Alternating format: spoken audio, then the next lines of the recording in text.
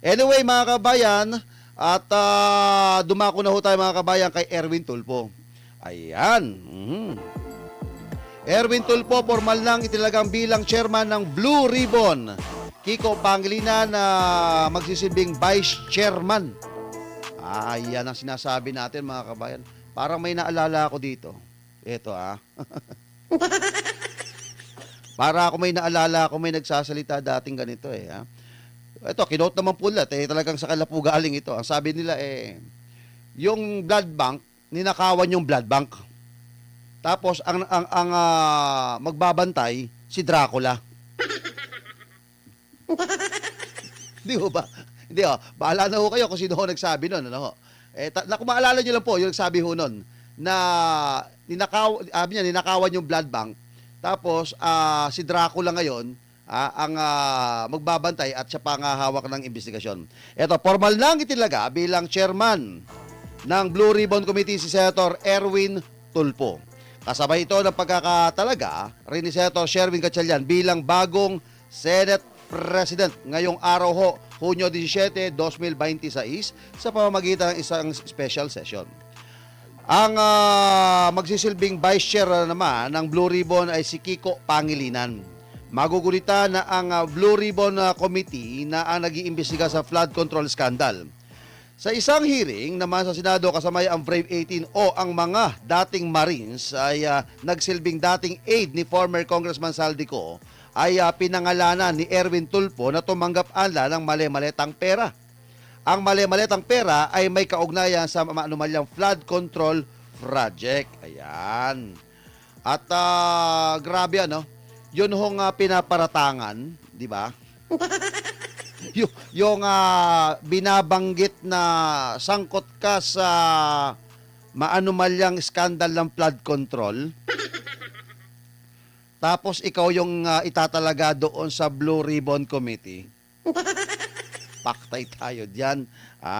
Eto wala umanong alam si Senator Erwin Tulfo na maaring inalok na kapalit na pera lumipat ng kampo Senator Joel Villanueva at sinabing mas mabuting tanungin na lamang ang ombudsman tungkol dito. Hindi ko maintindihan ito, partner, kung bakit daw lumipat si Senator Joel Villanueva.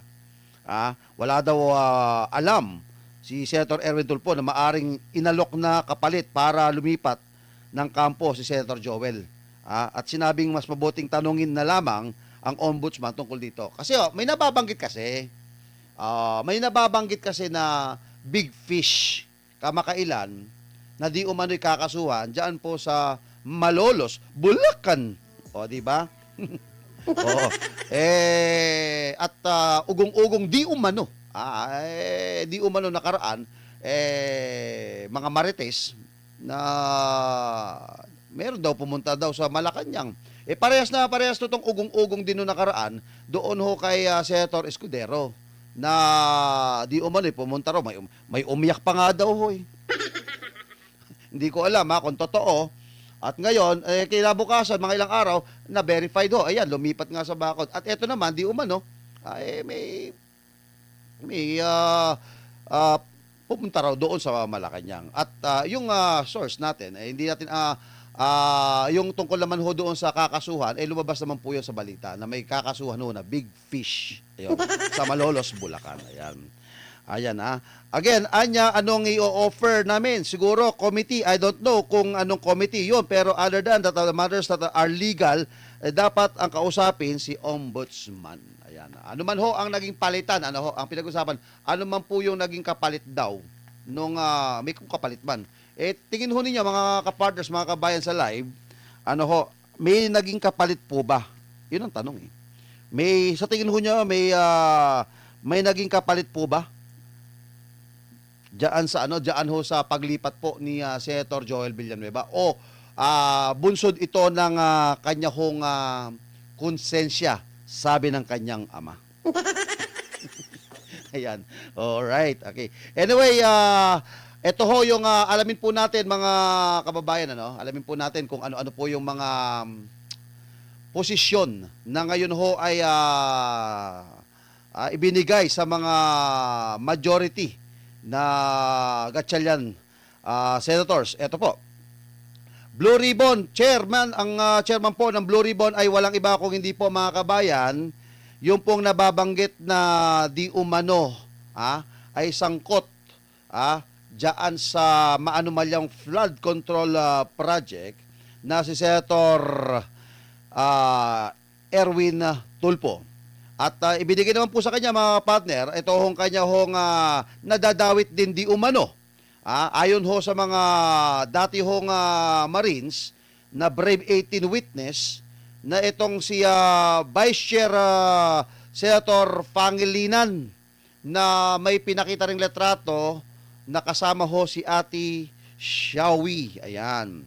At si Senator Lacson na member po ng all majority members except Senator Escudero. Ayan. Maliban daw po kay Escudero, hindi siya sinama doon. At sa social justice naman, mga partners, ang nakakuha po mga kabayan ng social justice, ang chairman niyan ay si Senator Erwin Tulfo pa rin. At ang vice chairman po ay walang iba kung hindi ho si Senator Hontiveros. At ang mga miyembro po, mga kababayan, Senator Pangilinan, Senator Lapid, Senator Rapi Tulfo. Ayan. Dumako ho tayo mga kababayan sa energy. Ayan. Ang chairman po niyan ay Senator Tulfo na naman.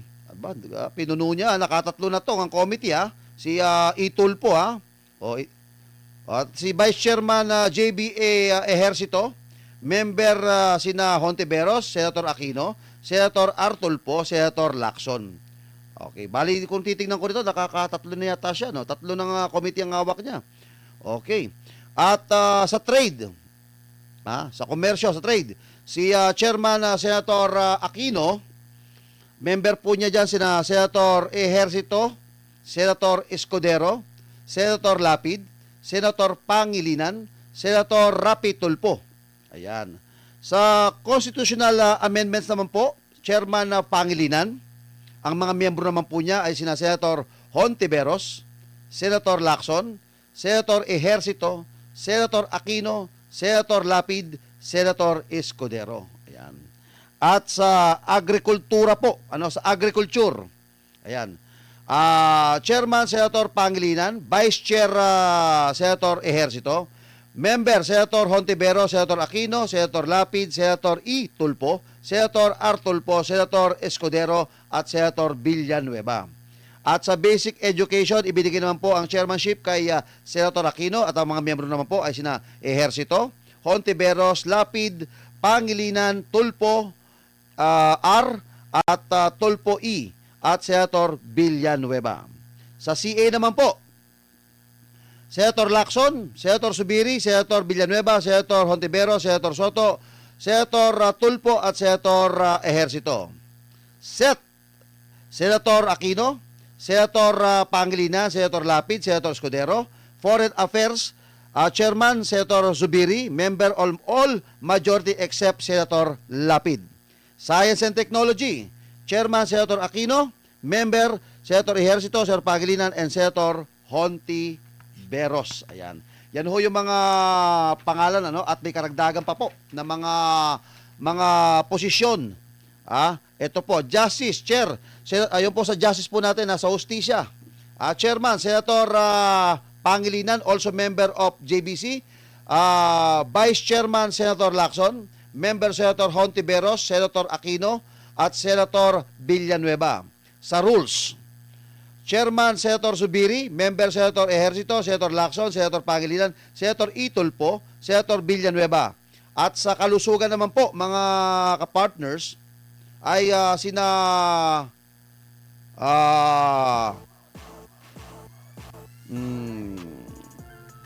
Chairperson Hontiveros, Vice Chairperson Senator Ejercito, at ang mga miyembro po ay sina Senator Aquino, Senator Pangilinan, Tulfo Erwin, Tulfo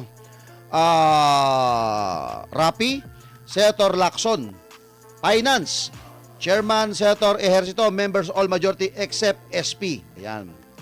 Defense, ayan. Chairman Senator Soto, Vice Chairman Senator Ejercito, Senator Lacson, member of all majority except SP. Sa women's po, ano po, ayan, chairperson ho si Senator Hontiveros, chairperson Senator Ejercito, member Senator Aquino, Senator Pangilinan, Senator Itulpo at Senator Lacson. Ways and Means, at chairman Senator Lacson, vice chairman Senator Aquino, member Senator Hontiveros, Senator Pangilinan, Senator Escudero, Itulpo, Senator Villanueva. Sa games naman po, chairman Senator Lapid. Ayan, sa mga pasugalan yata ito. Ano? Vice Chair, Senator Itulpo, member Senator Escudero, Pangilinan, Tulpo at Senator Villanueva. At sa Committee on Ethics, Chairperson Senator Soto, Vice Chairman Pangilinan, member sina Rapi Tulpo, tsaka si Senator Lacson. Public Affairs, si Artulpo, Chairperson Ejercito, Senator Aquino, member sila Lapid, Hontiveros, Pangilinan at si Itulpo, mga kapartners. At ang karagdagan po, okay, sa local government naman po, chairman, ay hawak naman po ni JB Ejercito at ang kanilang mga miyembro ay sina Senator Artulpo, Pangilinan, Hontiveros, Senator Villanueva, Senator Lapid at Senator Aquino. Sa migrant naman po, mga workers o sa mga OFW to, ang chairman po ito ay Senator Rapi Tulpo, Vice Chairman Senator Villanueva, members Lapid, Tulpo, Aquino, Hontiveros, Ejercito, Pangilinan. Higher and Education, ibinigay po kay Senator Villanueva, Vice Chair Senator Ejercito, member Senator Aquino, Pangilinan, Tulpo at Escudero. Labor, ayan po, dito sa mga manggagawa po, binigay naman po kay Senator Joel Villanueva at kay Senator Senator Ejercito, Tulpo, Rapi, Tulpo, Erwin, Aquino, Hontiveros, Pangilinan at Escudero.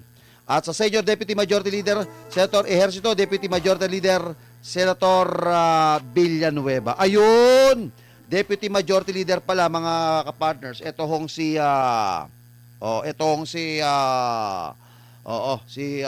Villanueva. Ayun. Grabe, ano? So, yun ho yung mga posisyon ngayon na dahil po nagpalit po ng liderato, ano? Nagpalit po ng liderato. At may bago na pong Senate President sa katauhan po ni Erwin Gatchalian. Yan po yung mga posisyon na binasa ko na hawak po ng majority dyan po sa Senado. Ayan. At nakita ko lang doon, majority, okay. So, ayun, basahin mo natin to galing kay Shirley Sato. Wow, nakasakit sa tenga ng mga walang kwentang Senado na ipinalit to our Honorable Senator Cayetano. Senator Marcoleta, ipinalit to our Honorable Cayetano, Senator Marcoleta, Senator Pia Cayetano, Senator Roy Padilla. Bahala na si Lord sa kanila. Tatapang ng mga muka. Ayan. Ang galing nag-comment dito wow. Saludo po ako. Saludo, palapakan po natin nag-comment. Sabi ko nga mga partner, eto pa, basahin po natin to galing po sa ating mga nanonood ngayon. Ayan, galing po kay Ernie today, Ernie Ernesto Dayapera. Ayan.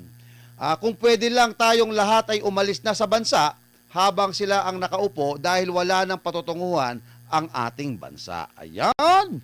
Tama ka dyan. Nakonect mo. Tara, punta tayo ng Mars. Ayun, no?